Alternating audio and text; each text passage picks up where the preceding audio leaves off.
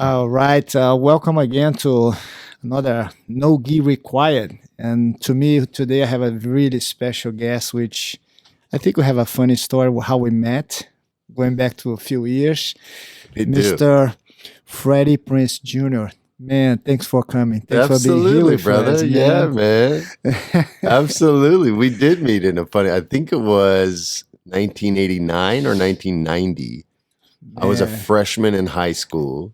I had just won a karate tournament and thought I was hot stuff. And my godfather, Bob Wall, said, "Oh, hey, you think you're good?" I said, "Oh yeah, man, you should. I beat this kid. His name was Jack Singh Ravadi. He was from Thailand." And he goes, "Okay." And he goes, "I'm going to introduce you to these guys that teach jujitsu out of one of my buildings." I said, "All right." And he introduced me to you. And he didn't tell me anything about you. And he goes, "Take a look at him. Take a good look at him." I'll never forget this. And I'm looking, and I saw your hands, right? And I looked at my godfather, and I said, "Well, how's he going to beat me?" And he could not hold this laughter in. And he tried, and he's a tough guy. And he just starts laughing. So he goes, "Go ahead and learn something from a world champion." I go, a what? And I'm telling you, we started on the mats.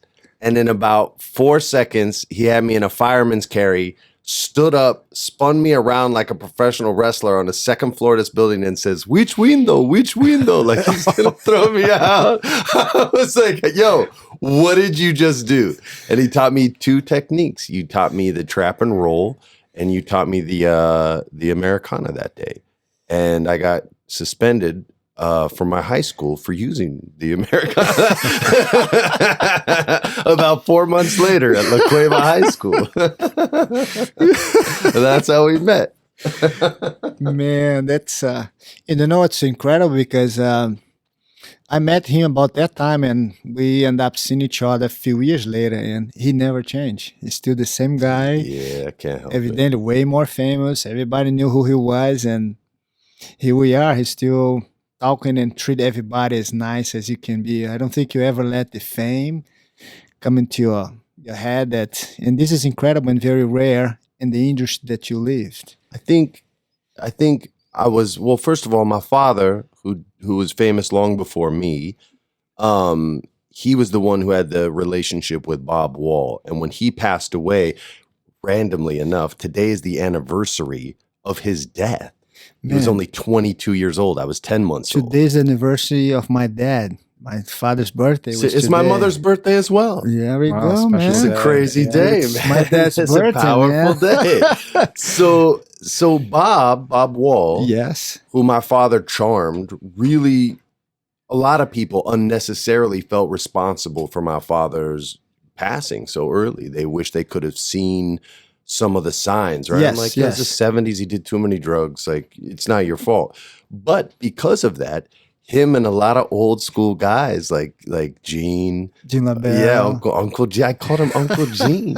Pat Johnson, like he was for those who don't know, he was the sweet ref with the great Yeah. Selleck He- mustache and the Karate he Kid. He did- taught me the roundhouse kick when I was like 8 years I think old. he did the stunt coordinate for Ninja Turtles, the first movie, right? He very well could have. Yeah. But all these old school guys taught me a lot about humility and a lot about respect and a lot about patience, which is very hard to come by now. And if you don't learn it as a kid, it's so much more difficult.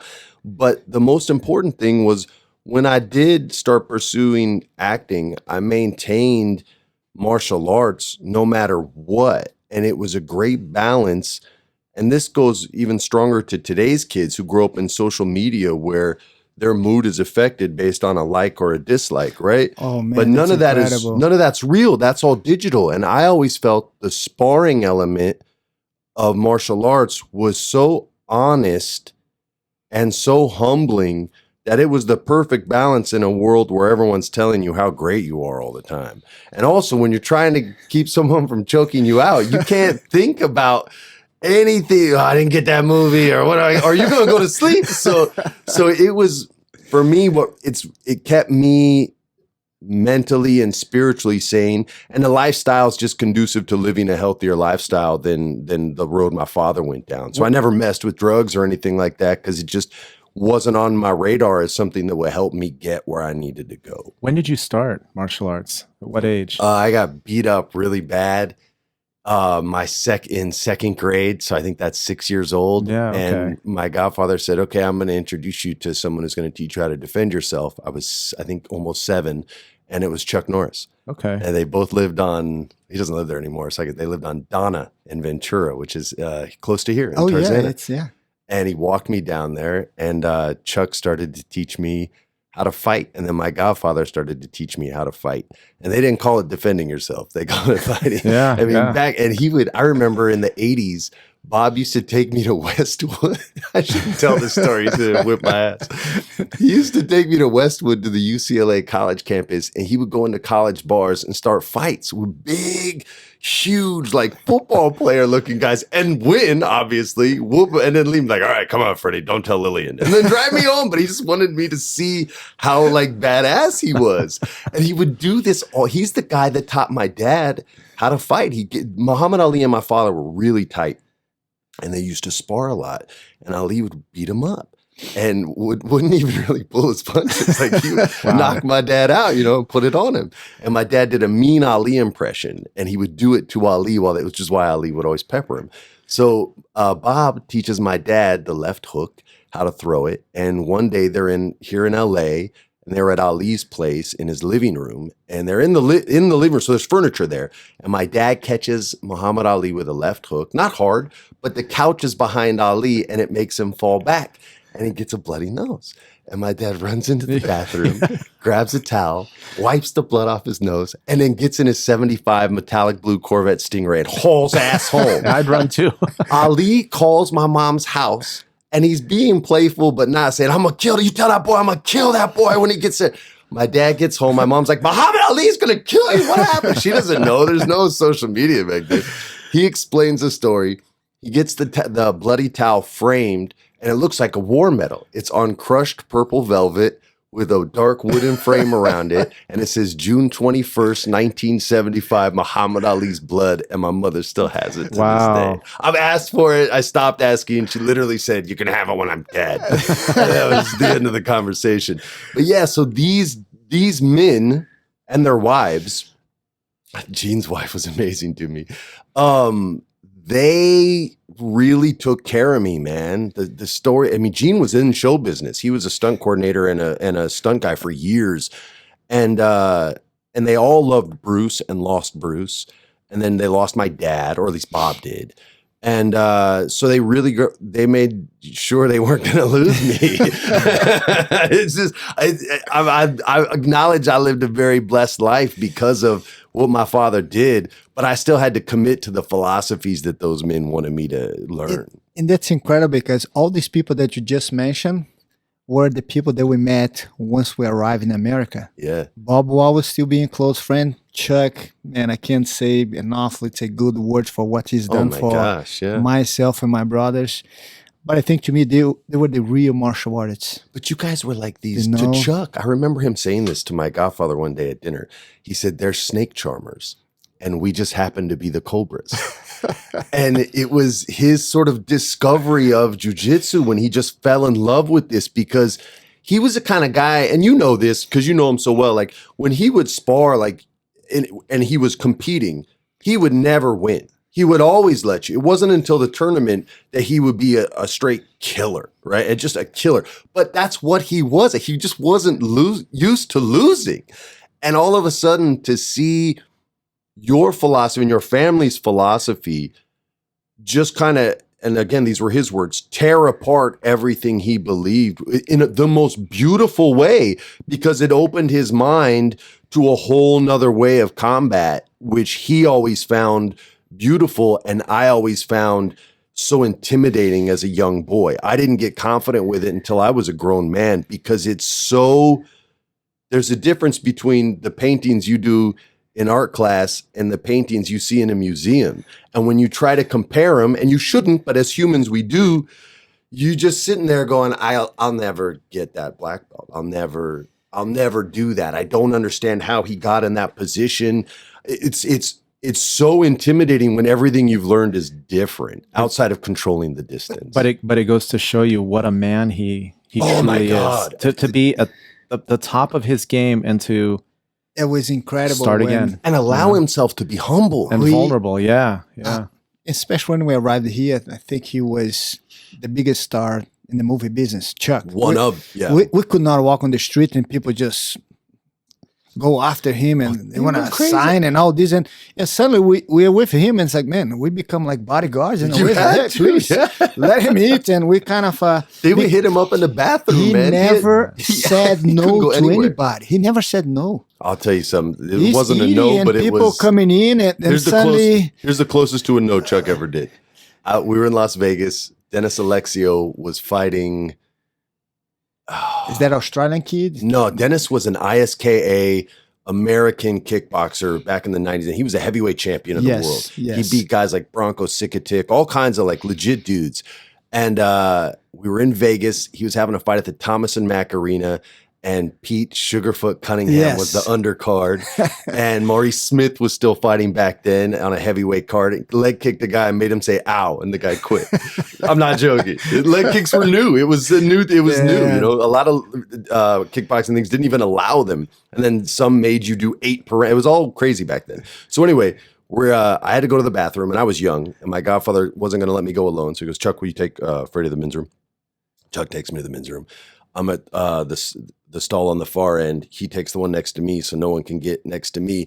And we're both taking a leak. And this guy comes in, and he's like, Chuck, oh my God, Chuck, bleeping Norris. Oh, and he's just going on. He goes, you gotta sign this for me, man. You gotta sign it. Chuck's taking a leak, and Chuck turns full frontal, doesn't stop peeing, and goes, right now. And the guy goes, I'm so sorry. I'll wait outside. And I'm like 12. 13. I was looking at this like, oh my God, you're the coolest guy I've ever seen. But he wasn't a jerk about it. He just kind of looked at him with that deadpan face and he's like, right now? Man. There's a Chuck Norris meme hidden in there somewhere, you know? He was so cool. I see him like once every 5 years at a convention or something, and he'll run up and, give me, and he's so sweet to this. Like, he broke my rib on accident when I was 15. I got cocky with a jab. He didn't mean to. He's just Chuck. And he's still apologizing. I'm so sorry. I heard your mom was going to kill me. I was like, yeah, we didn't tell her. Don't worry. It was wild, man. I loved growing up out here. Man, and he's such a great guy in a way that he taking care of people surround him. Oh, and yeah. Chuck, yeah, I mean, That's how you have to do it. Man. You Our gotta stay school, loyal. he called one day us and said, hey guys, I have surprise for you guys. JeanJacques, you're the only brother left in LA. He stole the rest of your family and took him for Walker, Texas Ranger. Then I remember when he was about to leave, he's like, hey, one of you guys got to go with me. And we look at each other, and he was closer to my older brother, Carlos. And that's why Carlos lives in Texas. Because of Chuck. And his neck lives in like Oklahoma, right next door. Oh my God. I was talking with somebody, I think it was another actor who fell in love with jiu-jitsu. I think it was Mark Paul Gosselaar. And he goes, I think he trained with your brother. He was like, look at this guy's neck. I was like, that's JeanJacques' brother, man. Oh my God. We were in like, I don't know, some convention somewhere. But there's just all these connections from that television series, basically Chuck falling in love with the Machado family, has blossomed that school and that philosophy all over. And I know it started in Brazil, but when Chuck kind of made you guys famous, and all of a sudden you guys are on the cover of Black Belt magazine doing the job for him, making him look super tough, like that, it blew up. It blew up. It was incredible because the moment he said he does train jiu-jitsu with us, it changed everyone's life. I mean, suddenly from nobody, everybody's like, if Chuck Norris does, it must be good. And perceptions change because jiu-jitsu, and I remember this clearly being a Southern California kid in the 80s when martial arts blew up, right? So anything new is wrong until proven otherwise. Yeah. Right? Yeah. We are creatures of habit. There's the saying, I go with what I know, the devil you know. All these sayings exist for a reason. And when jiu-jitsu came on the scene, it was new and scary. And martial arts teachers, I think, more for fear of looking bad and losing students, were very resistant to both families when you guys came up Our here. cousins, Horan and Gracie, Horace, everyone. I mean, we in the beginning, people did not know us. And they first said, we don't like those guys. That's right. Not who are those guys, right? To we don't like those guys. We don't like those guys. And we never even met anyone. But I remember Chuck was already training jiu-jitsu with us. And once in a while, you have people from other martial arts style that they came in and they just challenged. Hey, I want to see how good you guys are. And I remember he asked his lawyer to write a letter saying, just in case somebody gets hurt, say, okay, before we train, sign here just in case somebody gets hurt. We don't get sued by. But we have a lot of people that came in, and evidently we did not hurt anybody, but we just showed jiu-jitsu. Shown how effective it is. And they all like, oh my God, I have to do that. Yeah, once Chuck said, because I was the first time I spoke to him about jiu-jitsu was after I had trained with you. And I was talking about it, and I said, I never imagined. He goes, yeah, you don't realize that 95% of the street fights you see end up on the ground. You just remember the ones that ended in a spectacular knockout. But that's one out of every, 60. He's like, the rest go to the ground. So whoever knows that world the best is always going to win the fight. Now, did you do point fighting, or was it full contact? I did Taekwondo for a long, because I trained Tang Sudo under Bob. And then in New Mexico, they had Kempo karate, which was more like point style karate, but I never clicked with that style. I trained it and I completed it, but as soon as I was done, I came back to California and started training what I like to Because train. even those arts, whether you're training or competing, you always fall to the ground. I mean, point fighting, it would happen all. Boxing was the closest. Like I had the pleasure of meeting Johnny Tapia in Albuquerque, New Mexico, and he was a bantamweight champion who just had a crazy, crazy life. Was legally dead twice, had serious drug addictions, and he loved my dad. And I needed a father, right? And so he came into the Muay Thai gym that I was training in Albuquerque. And he said, he's talking to my trainer, because I was the only white looking kid in a gym full of Mexican dudes and black dudes, right? He goes, who's the little white kid? And my coach said, oh, that's Freddie Prinze's kid. He goes, that's Chico Jr. And he goes, yeah. He goes, oh my God, I love this day. So he comes up to me and he starts talking up my pops and talking about how much he loved him. And I'm a kid, okay? I'm probably 7th, 8th grader at this point. Oh, okay. And had only trained martial arts, hadn't trained boxing. Muay Thai was the closest that I had gotten to even kickboxing. And that was basically all leg kicks for me. So this guy is suddenly talking to me. He's a New Mexico legend. We all knew Johnny back then. He would only win a fight if you cut him, and then he'd just kick your ass. But he was a world champion. So he started teaching me little things, just working off the jab and pivoting off my jab and slipping punches left to right, which was something I had never done in a karate tournament in my life. And let me tell you something, in the 90s, Taekwondo guys had no hand skills. Yeah. So once I learned that jab and I learned how to slip, I mean, I was pointing guys like I wasn't even hurting them. I was just putting a stiff Larry Holmes fast jab out there and scoring, and people didn't know what to do. Now it's evolved. The hands are massive. evolved now. Oh, Yes. yeah. And there's kicks to take out that quick movement on the jab that'll put you to sleep too. But I had so much success with Johnny, and I fell in love with him that I started training boxing. And then he went to jail, and he went to jail about 4 times while I was training with him. But he would always come into the school the day he was going to turn himself in and say, "Don't be like me. Don't be a screw up. Drugs is what did this to me. I put poison in my veins, and that's why I'm going to jail, you guys. So you don't do that." And then he would get sober in jail and train like mad, and then go on a 6-fight win streak, win the title again, do some cocaine, and go back to jail. But isn't that great that, he knows that was wrong, but He tried to help. But he doesn't knew want to see you, and he tells, look, I'm doing something wrong. He literally Don't had been do it. legally dead twice. He saw his mom get killed in front of him. Like his brain had already been reprogrammed, and he knew who he was, and he did not believe he could change. But he damn well wasn't going to let us fall down that road. And he was honest with so much honesty and truth about who he was and what his shortcomings were. And again, this was a world champion. So when he came in there, every kid was and he was a little guy, maybe 115 pounds, but everybody was like looking up to him because he was this larger than life person. He's passed on, rest in peace. But these were the men that that gave me balance in my life, man. I still feed on sparring to this day. The pandemic's been so hard because it's literally blood, sweat, and tears. You can't be swapped. But do you feel in the present moment that we are, the advantage that people that were involved with martial arts and have that kind of people surround you at an early age, you're capable to do so well in this moment? Well, like we said in the beginning, the level of patience that it teaches you to have, I think, prepares you for life better than anything else I know. I'm sure there's other things out there, but anything that I've experienced.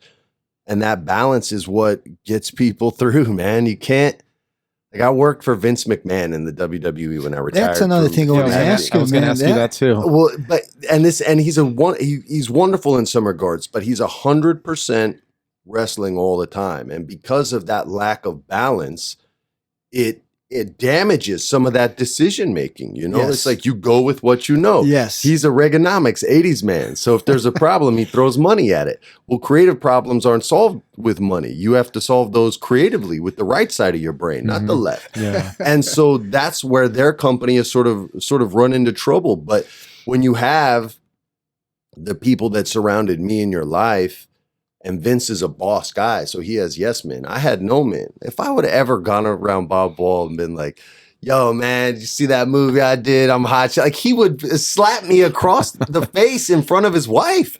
Like, it just, and I know he would have done that. So that was never going to happen, man. It just wasn't, they didn't allow me to become that kind of dude. I don't have friends that are that kind of people. It's why I was only willing to go so far in the business. It was why it was easier for me to take a step back, because it didn't. Here's some cool knowledge Bob Wall dropped on me.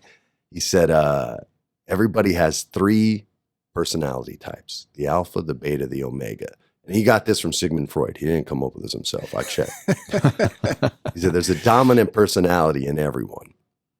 Most artists are beta personalities. Most fighters are alpha personalities, and most businessmen are omega personalities. And he said, and here's how you can tell.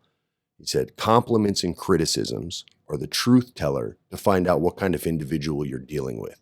So an example, if you go up to Kobe Bryant, and you rest in peace, and you say, Kobe, you're the best, he's already decided how he feels. So you're not making him feel any better. If you go up to Kobe Bryant and go, you suck, you'll never be Jordan, he's already decided how he feels. You're not affecting him in any way, shape, or form. So it's just a, yeah, thanks, or yeah, whatever. Actors are much more beta personalities, very susceptible to compliments and criticism. You're the best. Oh my gosh, I must be the best. You suck, I suck, I'm never going to do this. And then the omega is the long-term thinker. So they just want to know your motive. Oh, I think you're the greatest jiu-jitsu practitioner in the world. What does he want from me? And he said, he goes, this is a great way for you to kind of decide the type of people that you want to have in your life. You should compliment them, and you should criticize them, and you should see how they react to that. And that's going to let you know what kind of people you want. And he said, always find omegas, because they'll think about your long-term goals. And so that's what I did, man. And that sounds, when you're 15 and he tells you that, it sounds like a bunch of nonsense. But when he tells you that for 7 years, till you're 22 years old, and all of a sudden you're making money in this business and making decisions, and you see all these people coming up to you, you start going, oh, wait a minute. I don't want any of those kind of people around me. I'm going to take this dude who, when I said, oh yeah, you're great at this, he was like, well, what do you mean? And that's who I like. I like the omegas. I don't want the guy who's like, oh my God, you think I'm amazing? Oh, you broke I don't want those people. And I'm not saying it doesn't work for everyone, but for me, I need the more long-term, pragmatic type people in my life. It sounds to me like more real people. My wife, which is rare, unfortunate in the world that we live in. She's a New York Jew who grew up in the 80s and 90s in New York City. She's the realest woman I've ever met, man. Like how you said, I've never changed, and you said it with a smile. When my wife says, like, oh my God, he's never changed. but she's straight up with me, and she's honest, and I'm straight up and honest with her. So that's why we've worked for the last 20 years. But the same things you love about me are the things that drive her nuts, you know? Oh my goodness. I still play video games and board games with my kids and with grown-ups. And she's like, are you serious right now? But it's what I love, man. She doesn't give me a hard time. She just pokes me a little bit. Yeah, man, and let's see on that WWE, man. What was that? Because I Dude, know this was you the got craziest. invited and was in a Hall of Fame and all that. This was weird, dude. I grew up loving it, and I went to WrestleMania and to the Hall of Fame, and somebody who worked there started talking to me about what I liked and didn't like, and I started telling them what I would do, you know? And at the end of this conversation, this person said, I'm not letting you leave Florida until you talk to Vince McMahon. And I said, well, I'm leaving tonight, so that's not going to happen. And they were like, well, you're in New York. You have to come up to the office and meet him. I said, all right. I just quit the business, and I was happy. I just bought a place in New York in Tribeca. It was right across from the Tribeca Theater. It was a place I'd wanted to live for a while, just to see what New York was like, right? And I got it for Sarah as a gift, but I really wanted to experience it. So I was up there anyway. Sarah was working in LA. I didn't have anything to do. So I called them. I said, yeah, I'll go up to Stamford, Connecticut. And they said, okay, Stephanie wants to meet you first. That's Vince's daughter. And she's like the number 2 in command there, or whatever position she has. I don't know. So I take the train from Grand Central all the way up to Stamford and take a taxi to the Titan Towers, which is where Hulk Hogan used to work out in the 80s with the neon lights. And the gym was still there with the neon lights. It's like a time capsule, this building. I go and I talk to Steph. She asked me a bunch of questions, throw some scenarios at me. I kind of tossed to her how what I would think. And she goes, you have to talk to my dad. And I laugh. I go, that's what the last person said. And I go, when do I talk to your dad? She goes, you're going to talk to him next. She goes, but here's what you have to remember. No one's willing to tell my dad no. That's how we got on this. No one's willing to disagree with my dad. And not only will you disagree, but you won't just crap on it. You have ideas, and you're looking to solve problems. I said, yeah, okay, I can do that. And she goes, and it also seems like you don't care whether you keep the job or not. And I said, well, my wife says I don't care about anything. So yeah, you're pretty much dead on. And so she goes, so I think you'll be brave enough to take the job. I go, look, it's cool. Let me go talk to your dad.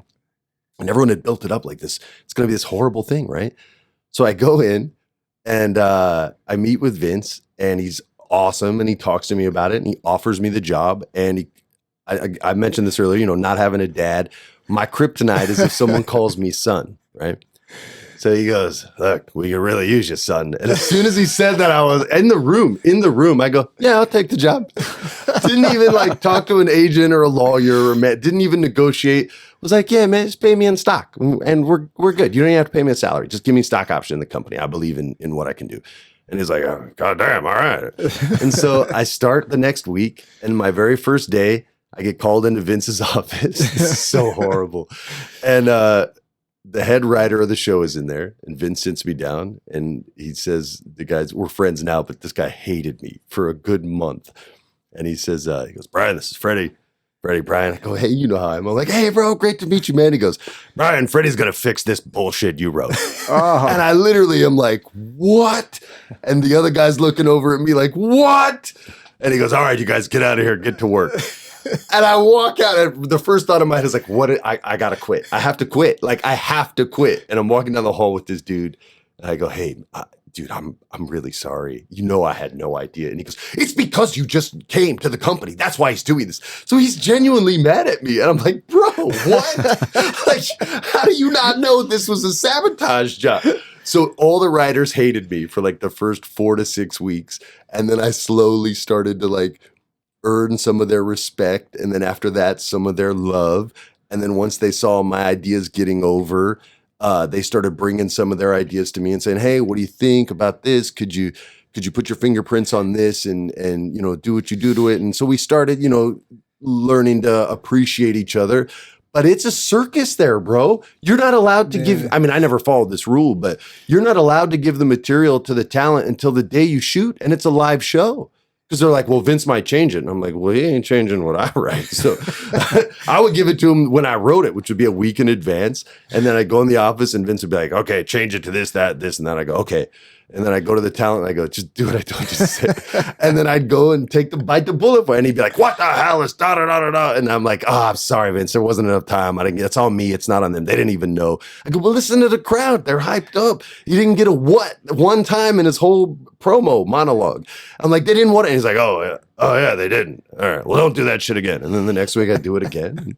Do it. Eventually caught on to me, and so he tried to get me later. But I didn't care. Like Stephanie said, if he fired me, he fired me. But I knew I could do a good job, so just let me do my thing. And so once I kind of, made my bones with a couple characters, and Undertaker suddenly said that's the only guy who's allowed to write for me. And once he said that, I kind of had a green light to do a couple stories on my own after that, because one top guy dug what I did, I just wrote all the stuff I wish I could have said in movies, but I always had to be the sweet boy, so I never got to say any of the tough buff guy lines. And man, I did see almost, I think, all your movies that you did, and I still know what you did last summer. Oh man, she's all that, and it that was my sideburn days, man, brother. and the thing is, I noticed that the young audience loves you. The teenagers, man, they kind of saw, and we had a good, and still to this day, it's funny because they're all about 10 to 15 years younger than me, and they're very vocal on social media. And I'll still get a ton of She's All That love. And then there's like a whole younger generation that loved Scooby Doo that go By crazy. the way, and I always feel bad because I'm like, yo, I haven't seen any of my movies. My daughter asked for autograph before I leave. My younger daughter, she just asked me to get from you. Does she not have one after all these years? No, my younger one, I don't think you met her. Oh, no, I only know Daddy, the older can you one. get her autograph? I said, I'll talk to him. I'll try. We'll try. Yeah, it's going to be real hard. But it's incredible. And all those movies, they kind of, you're right there. And especially Scooby Doo, man. I saw that movie, I don't know how many times with my kids. So I love it, man. That movie, Sarah was going to do, and I don't remember what movie I had said I would do, but we had only been together 4 or 5 months, and I already knew she was going to be the one. And I was like, yo, you're going to do Scooby? And she's like, yeah. I was like, where are they filming? She's like, Australia. I said, for how long? She's like, 5-6 months. And I was like, man. And in my head, I go, I'm going to get this movie because I'm not going to be away from her for the next 6 months. And so I called my agent. I was like, hey, tell them I'm interested in Scooby Doo. And they brought me in there. You want to do that? I was like, yeah, man. Who would be better for Fred than me, man? And like, Freddie. I'm giving them this whole spiel. And meanwhile, I hadn't even read the script yet. I just didn't want my wife to be, or my girlfriend at the time, to be gone. And they were like, yeah, okay, cool. So they offered me the movie. And then Sarah was still working Buffy. I flew down to Australia, set that crazy. We rented this house that was the guy who invented Nintendo's house. It was right on the water. And I set it all up for her. It had this housekeeper named Violet, and she would cook these hot pots that was like just so good. Like it's like a shabu shabu almost. Like you'd slice the meat real thin and shake it in the broth. Oh, so good. We lived like royalty out there, and then it was taken away. We had to come back to the States. Which I would say, I know might be hard to answer that, but which one of the movies you did you felt like, man, that was my favorite? Or each one has tricky, their moment. Man. It's again, this is harder to learn. I don't want to make it sound like it's easy because when you're older, it's hard to learn new things. But I was fortunate enough to really learn and focus on living in the moment and finding what's good now. And so there's definitely special things from all the movies that I did. And again, I've only seen 3 movies that I've ever been in, but I read the script. I know how to end.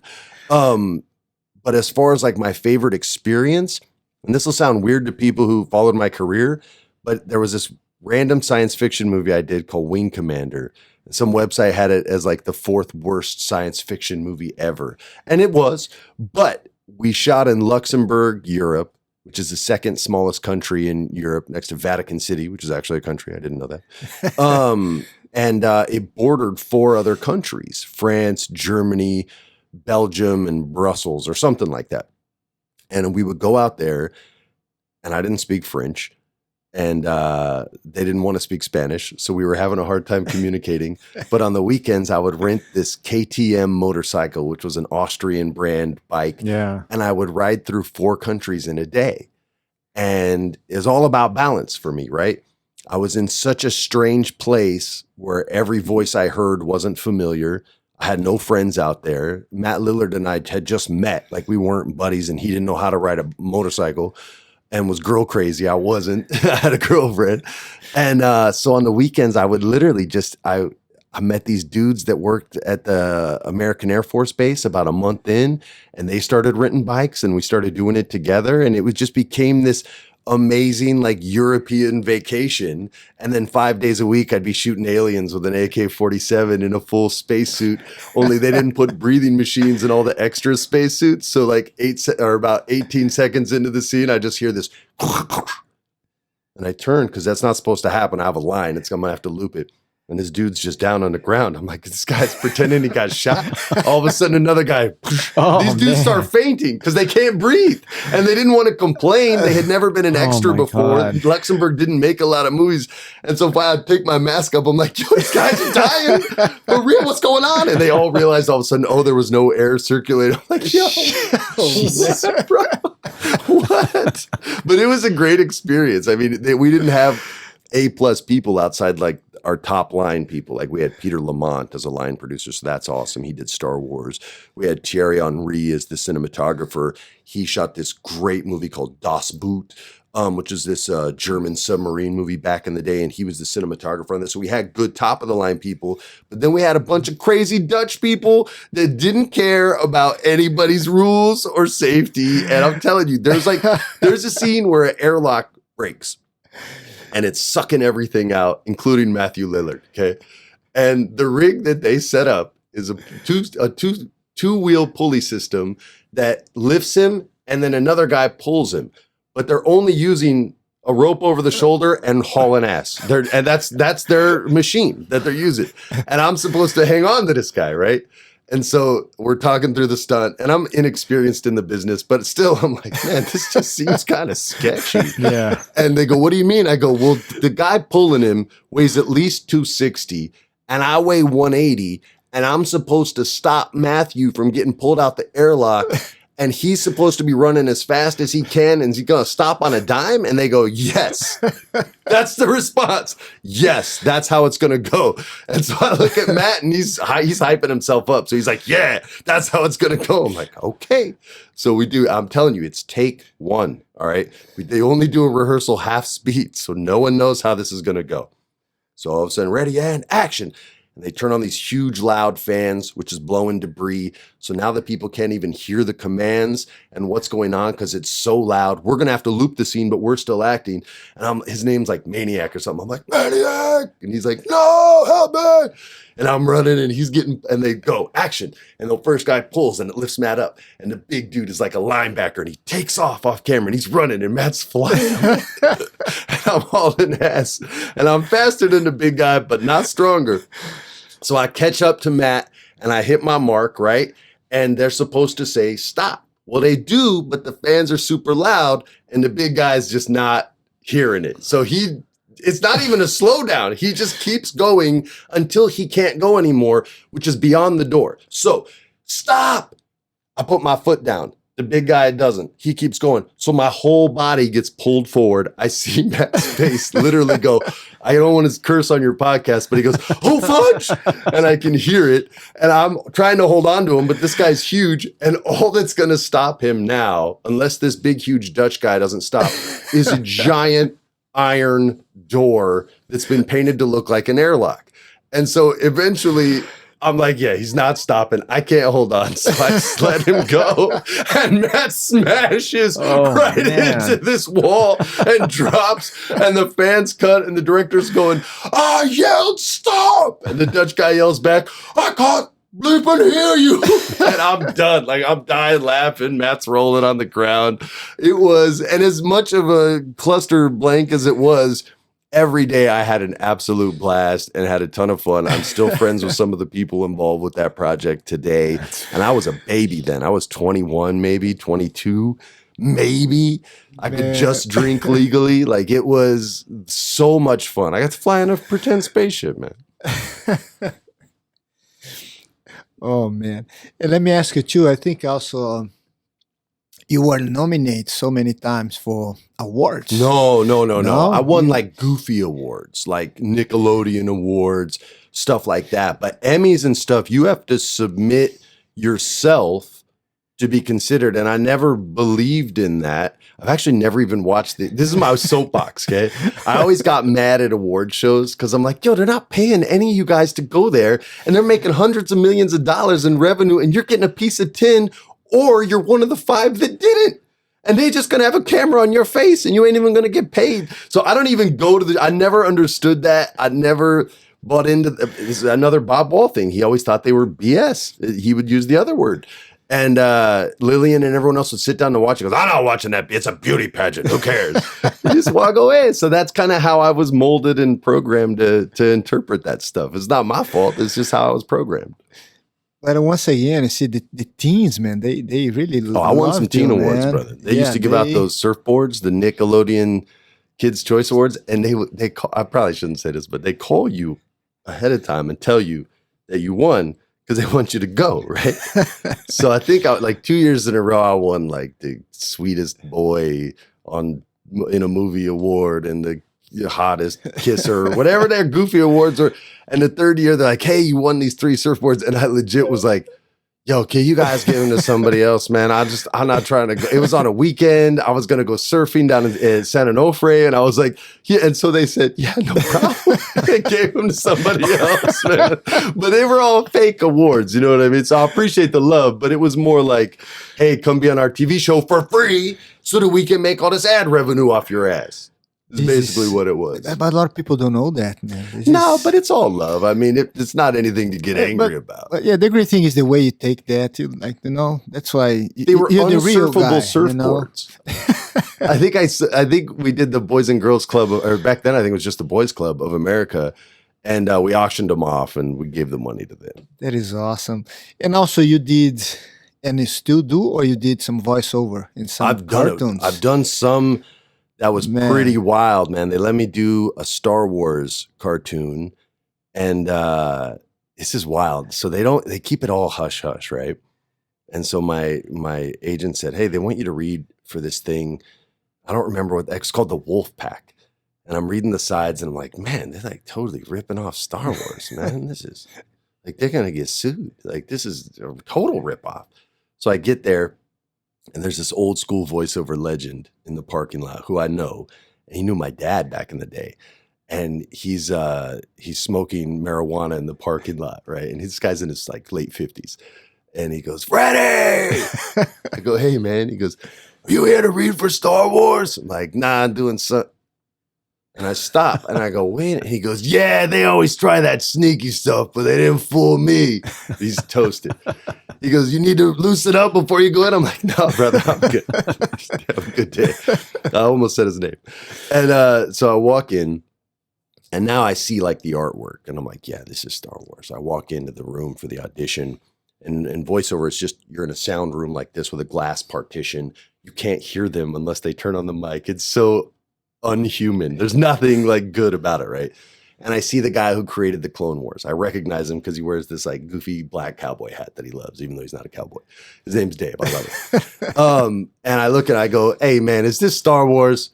And he kind of smirks and I go, all right, hold on a sec. I got to take this more seriously. And so I go over like one more time. I'm like, all right, cool. I go in and read.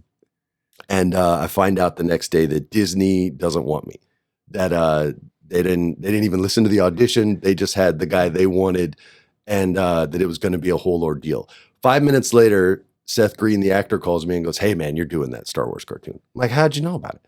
He goes, Dave Filoni just called me and told me you're doing it. He just asked to see what kind of a dude you were. I told him you were a good dude. I was like, oh, thanks. I heard it was somebody else. He's like, Dave doesn't like that guy. He likes you, and he's not letting them pick. I was like, oh, well, it's good to know who likes me and who doesn't. So I took the job and would only deal with Dave and the LucasArts people, and got to be a Jedi and got to learn about the Force from the guy who learned about the Force from George Lucas.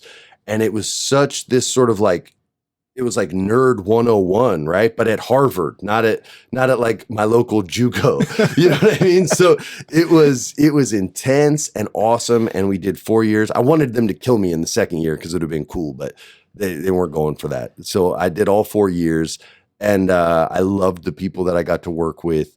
Disney was kind of weird, but at least they were straight up. You know, they didn't like me, so they didn't like me. You know, not everybody's gonna dig you, but Dave dug me, so it all worked out. But yeah, man, it was My daughter got to experience that.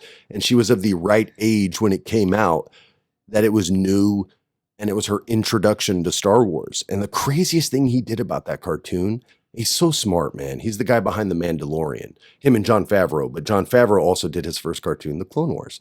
And they've been talking about Mandalorian stuff ever since John played a Mandalorian named Pre Vizsla. And if you want to see sick wushu, the choreography, just type in on YouTube, Pre Vizsla versus Darth Maul. And you'll see a sick kind of wushu, Sith level, use the energy around you skills versus Mandalorian technology and how one has to chip away at the other to win. And it's done beautifully. It's one of the best choreographed fight scenes on film. Forget live action animation, on film. It's that good. And he chops his head off at the end. It's so great. Spoiler. But yeah, man. So I got to be a part of that world, the good and the bad, because some of the people are crazy about it and get angry that the product hasn't aged with them, right? They want it to be for them every time. Like, dog, George Lucas gave up his salary to get all the rights for the toys. So who do you think Star Wars is for? It's for kids and people who never grow up, right? But as far as like who it's for, some people got so mad. I'm like, dude, my kids loved it. I didn't love it as much as the original Star Wars, but you know who hated the original Star Wars? My mom. Because it wasn't made for 35-year-old women. It was made for kids. Why do you think there were Ewoks in it? They were supposed to be Wookiees, but he thought it'd be too scary. Flip Wookiee around, it spells Ewok. He just shrunk it up and he made them tiny little cute Wookiees. Because it's for kids. My younger daughter love it. Oh, my kids loved it, man. They love it. Yes. I like Rogue One.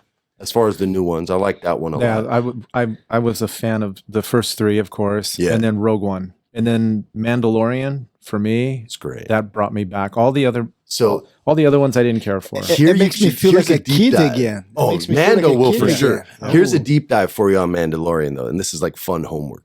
So Dave and I are big Japanese cinema fans, right? And there was not even a trilogy. I think they made 8 or 9 of them. A series of films in Japan called Lone Wolf and Lone Wolf and Cub. I have them all. So you've seen in season 1, this isn't a spoiler, when Battle Droid Rodriguez, there's no Spanish people in Star Wars ever, so I called it Battle Droid Rodriguez because he's Puerto Rican.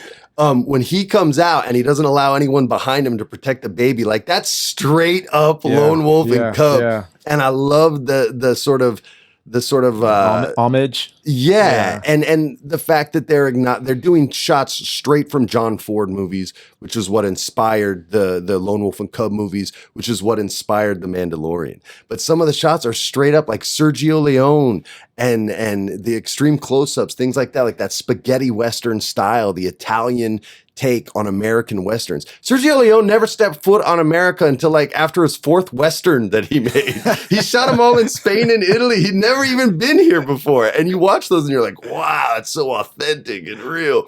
But it was his style. And they've really taken that old school, slow, patient style and really made it work. Like the first 20 minutes of Solo were slow and patient. I was like, wow, I think I'm going to like this. And then I was like, oh, no, I'm not going to like it anymore. It turned into a TV show. But yeah, man, Mandalorian, I think is a very smart show. They don't give you all the information in the first act. They really just kind of let it play out. They don't have a time limit on their episodes. It's just like, yo, this episode's 38 minutes. This one's 50. This one's 46. Why? Because that's how long it took to make it. Like, it's just such a great way of making art without that structure of it has to be 42 minutes because we have 4 sets of commercials and we have to get them in there. It's so inorganic. So when you feel something that different and every episode's a different length in time, it just, I don't know. I think it just makes the viewer feel better. Like something more real is going on, even though we all acknowledge it's fake. Right? It is fake, right? You might have the Force. You might have the Force. Yeah, I think he does. I don't. Oh, neither do I. I'm more Han Solo. I acknowledge it exists reluctantly. What do you see like on the beginning of your pursuing career into the movie different back then than today? Social media. It didn't exist. It simply didn't exist. I didn't have to have a certain amount of followers to book a role. Like that, and there's people out there that have to suffer through that today. They turned it into the record industry. The record industry used to build stars. And then in the late 90s, early 2000s, they said, no, you build yourself. It's too much work. And then once you're big enough, then we'll sign you, right? And so they started to have these followings that were big enough. Like, oh, if you have 10,000, then we'll sign you to this level deal, higher and higher and higher. Actors are having to do the same thing now. Isn't that crazy, and man? so many of them are sensitive to the outside world, whether they're educated on the outside world or not. They're still sensitive and empathetic to it. So when they hear all kinds of hate and love, it affects them in a positive and negative way. And I've seen it on the Punky Brewster show I did. It comes out next month. And there are 4 kids on the show. And I've already seen how social media has shaped the way their brains think. And it's not right or wrong. It's their normal. From my perspective, it's wrong. It's what they're having to deal with and how they're more programmed to just agree or disagree. And there's no more gray area. There's no more discussion and acceptance. It's just you disagree, so I'm going to mute or block you. And I'm like, man, when I grew up, you and I could have an argument about martial arts. And it could be well, here's what's beautiful about martial arts, because at the end of that, it's a debate, right? Yes. And I say, my boxing is superior to your jiu-jitsu, and I don't believe you can take me down before I knock you out. And the beautiful thing about martial arts is no one gets to comment. There gets to be an actual decision. Yeah. And then whatever happens, happens. And the debate is won or lost. But in this digital virtual world where there's no accountability at all, none, you can say, I can tweet you, jiu-jitsu sucks. And there's no one to go, let me show you why it doesn't. So you have a less accountable human being being put into the world as a young man and as a young woman. And now that morality has been reshaped, that's their new normal. And we become the strange ones.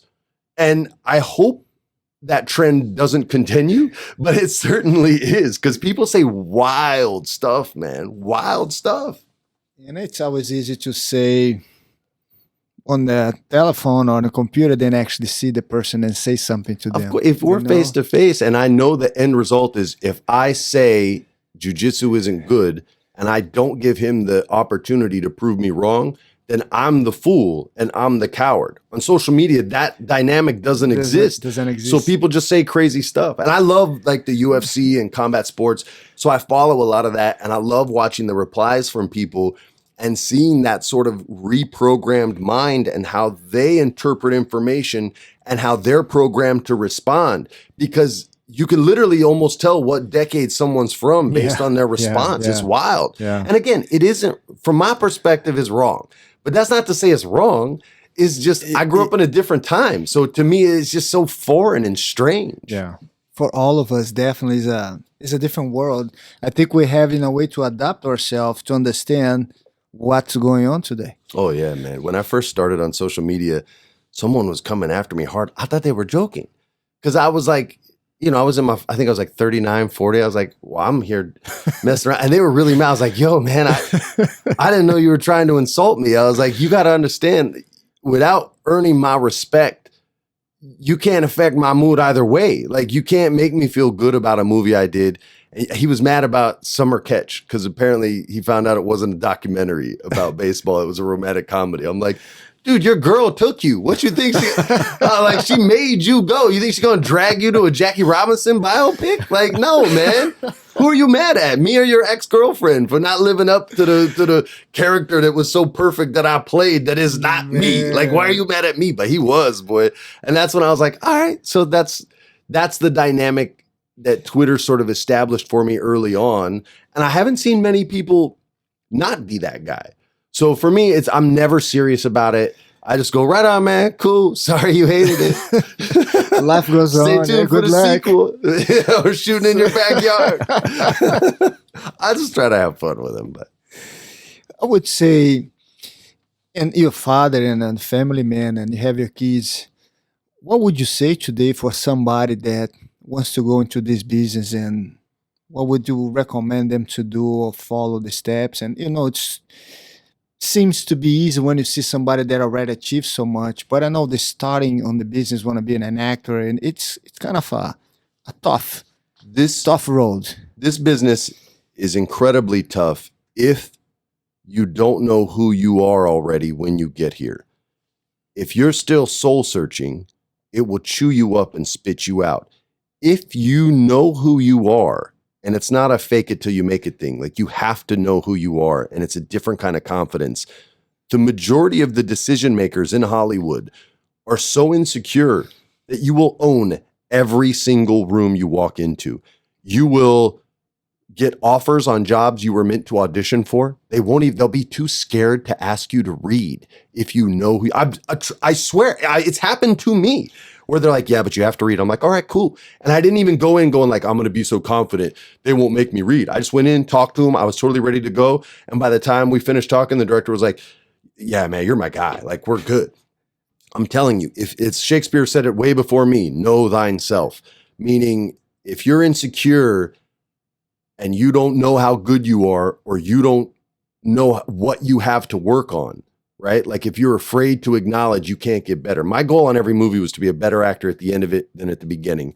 And in that regard, I succeeded on every film I did, regardless on whether the movie was a success or not. That was my goal. It was a simple goal, but it was one that I could constantly focus on so that I didn't go crazy 3 months on a movie, right? So as far as like coming out here, it's tough because you're going to probably come out here when you're young, 18, 19. And I'm telling you right now, 18, 19, if I didn't have the people surrounding me, I wouldn't be here talking to you. I would have a similar story to my father, because drugs were all around me on just about every set I was ever on, at every Hollywood party I've basically ever gone to. And if it wasn't for those men and the handful of women as well, then shout out to Kathy the Punisher. Old school kickboxer. A lot of y'all won't know who she is, but she was great. She was Michelle Pfeiffer's stunt double as Catwoman too. Awesome chick. But without those people and their philosophies, then I'm not the dad I am. I'm not able to walk away the way I did. I'm not able to try new things the way I did. And I'm not the confident, like, relaxed dude that you know. I would be a total different beast. And I know that because I've seen it a million times. I tell people today that I never drink alcohol in my life. You've never, ever? I never drink any kind of alcohol my whole life. Never even try. Never smoke anything. It's a beast. I never did anything. Now, see, I like a little Japanese sake. I remember, I'm not against if people want to do their things. I respect. That's your choice. It's fine. I just saw a lot of things growing up and some results with some people, and I never thought would add or do any good to me in my life. That's why you stay so young. I just thought you just fed on the souls of your opponents. Man. It just keeps you young. But again, going to so many parties, it's just so many things, people drink and use all kind of drugs, but I never felt the need, I need to do that to be part of that. No. I've seen a lot of fighters. You want to do that, good for you, or whatever it is, and you know, and then I can look at my kid and say something to them because I know what I'm talking about. Yeah, man. You know? And what is new out there for you, Freddie? You've done so much. You've been around so much in a young age still. You look very young, and you are very young. Yeah, look how I feel. I got what some is grades. out there? What is like? I would say the legacy in a way you want to leave for the people that follows you, for the people that since the beginning still loving you, all the young age people that loves you and have that charisma that attracts so many. That's a good example. That'll be the toughest question you ask me. And I'll be 100% honest with you. That's hard to answer legacy questions because when you're a junior, you're basically a statue built to honor that which walked before you. And the expectations are much, much different.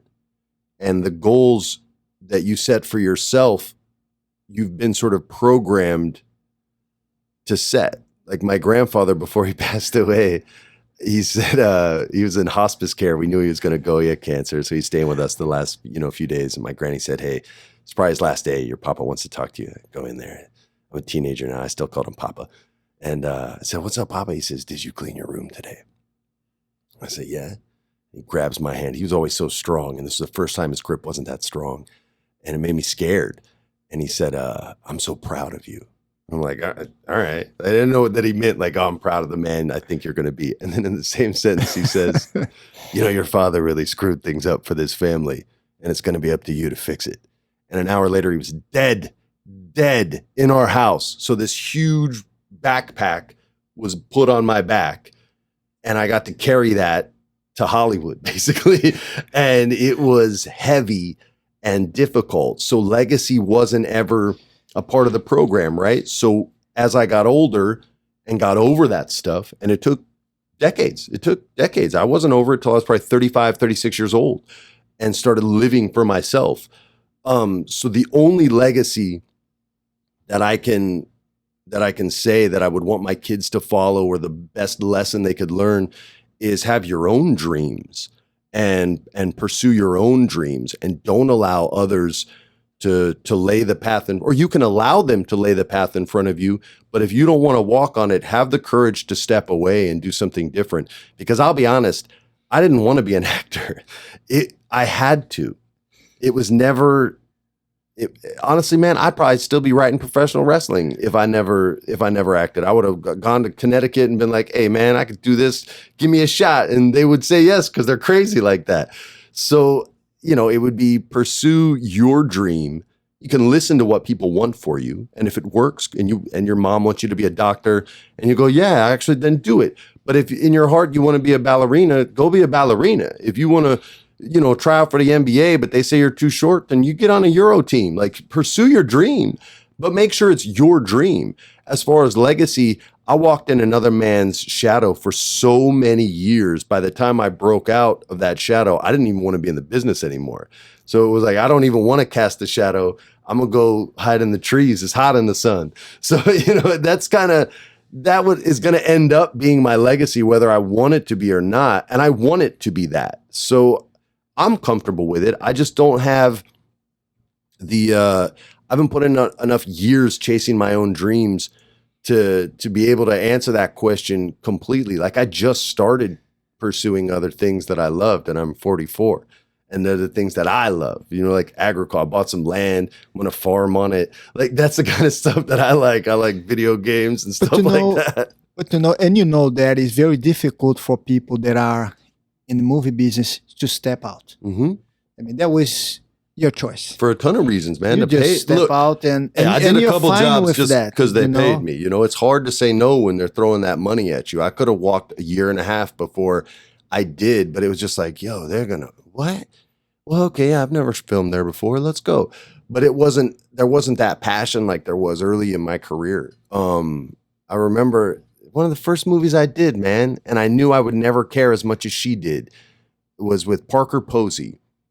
And she was telling me how much she loved the film industry, right? And how much she loved every time she lived in a hotel, she would bring Comet cleaner with her and she would scrub everything. Right? She would scrub everything.